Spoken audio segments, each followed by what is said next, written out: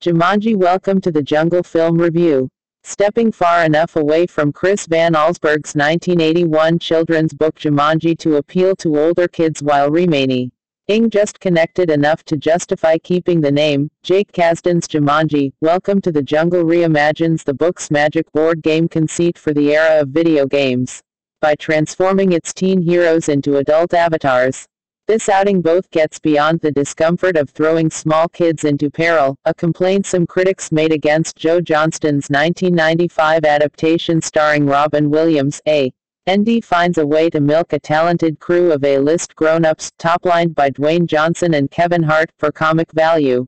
Young audiences should enjoy the body swap adventure, which has a few dopey mom ends but in general is funny enough for their parents to enjoy as well. Modernization only goes so far here. Instead of making Jumanji, say, an augmented reality smartphone app, a promising way to Avenue fantasy and the mundane world collide, the screenwriting team reimagines it as a 1990s-style gaming console. In a prologue, a lone teenager stumbles across the game in 1996, turns it on, and is immediately transported from his bedroom into some world we do not see. Cut to the present day, as Spencer, Alex Wolf, squirts some sanitizer on his hands, packs his EpiPen, and heads into the germ-filled world of high school. After a brisk sequence of events, he winds up stuck in detention alongside football player Fridge, Serdarius Blaine, narcissistic Bethany, Madison Eisman, and the introverted Martha, Morgan Turner. They're supposed to be cleaning up the school's vast storage closet as punishment for their assorted transgressions. But when they find this relic of a video game among the detritus, who knows how it got to school from that kid's bedroom, the four decide to try it out. They, too, get sucked into another dimension. Thrown into a dense jungle, each kid is transformed into the character he or she selected. Mortal Kombat style, when they fired the game up. Luckily for the film's comic side, each unwittingly chose someone very unlike himself, scrawny and skittish Spank. Becomes the Rock's Smolder Bravostone, the expedition leader.